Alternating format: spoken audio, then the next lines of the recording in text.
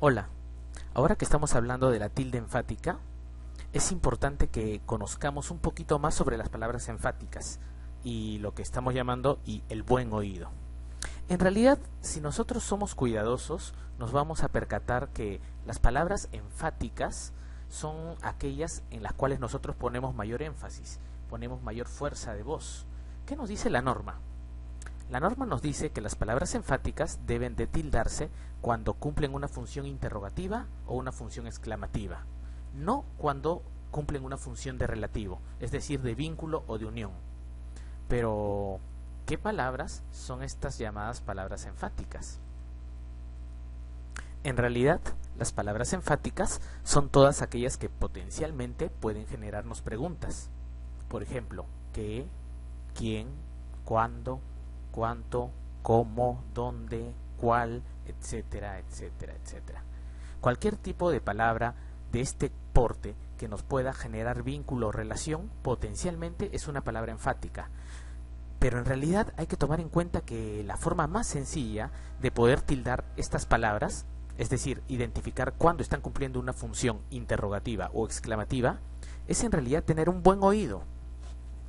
Probablemente es lo más sencillo, pero demanda un poco de práctica. Para algunos, esta terminaría siendo la tilde perfecta, la tilde enfática, porque es aquella tilde que nosotros colocaremos cuando percibimos la mayor fuerza de voz, cuando percibimos énfasis. Para otros, realmente puede ser un dolor de cabeza, porque nos es difícil percibir dónde está el énfasis y como no podemos guiarnos de una regla directamente, entonces nos termina costando un poquito de trabajo. Pero no es tan difícil darnos cuenta del énfasis. Vamos a ver, por ejemplo, pensemos de forma práctica en algunas oraciones. Si nosotros tenemos la oración, no sé qué habrá hecho ahora. Esto es lo que nosotros llamaríamos una pregunta indirecta. Si observan con cuidado, tenemos la pregunta ¿qué habrá hecho ahora? Estamos esperando una respuesta, pero esta pregunta se encuentra insertada dentro de una oración, está contextualizada, pero igual seguimos esperando una respuesta. No sé qué habrá hecho ahora. Tenemos que colocar énfasis para esperar esa respuesta. Esto es lo que llamamos una forma indirecta o pregunta indirecta. Podría ser de repente una forma exclamativa. Por ejemplo, ¡qué gran experiencia! En este caso, obviamente el énfasis está dado por los signos de admiración. Pero también a veces podemos encontrar la palabra ¿qué? Como un relativo, caso en el que no cumple una función ni interrogativa ni exclamativa. Por ejemplo, recuerdo el día que te conocí. El día que te conocí, el día ese, el día aquel. Que te conocí es lo que llamamos una proposición subordinada. Tranquilamente podríamos reemplazarla por un pronombre. Recuerdo el día aquel, recuerdo el día ese.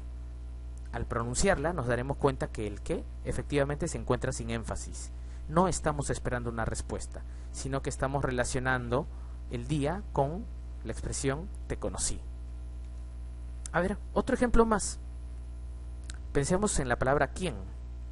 La palabra quién, cuando la tenemos en una pregunta directa. La pregunta directa se genera siempre cuando existen los signos de interrogación. ¿Quién habrá venido? Estamos esperando una respuesta, definitivamente. Entonces, el quién tiene que estar tildado. También podríamos encontrarlo tildado si se tratase de un énfasis, una exclamación, por ejemplo. ¿Quién sino tú? Si decimos ¿quién sino tú? No estamos preguntando directamente, pero estamos expresando un énfasis frente a una determinada situación. Y los signos de admiración ya nos están conllevando a que debamos colocarle la tilde a el pronombre quién, y termina siendo un pronombre interrogativo.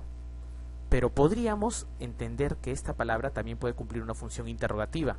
Puede ser un pronombre relativo. Por ejemplo, quien sea culpable, que se retire. Esta vez el quién cumple una función relativa. De hecho, se está refiriendo a una persona. Quien sea culpable es una proposición subordinada. Si nos damos cuenta, efectivamente estamos refiriéndonos a una persona. Quien sea culpable, él podría ser, él que se retire. Manuel podría ser, Manuel que se retire. Entonces, definitivamente no tiene énfasis. Por lo tanto, no debe llevar tilde. A ver, un ejemplo más. ¿Cuánto costará el trabajito? Es una pregunta directa. El cuánto es un pronombre interrogativo y definitivamente estamos esperando una respuesta. Podríamos encontrarlo de repente también de forma exclamativa. ¡Cuánto me alegro!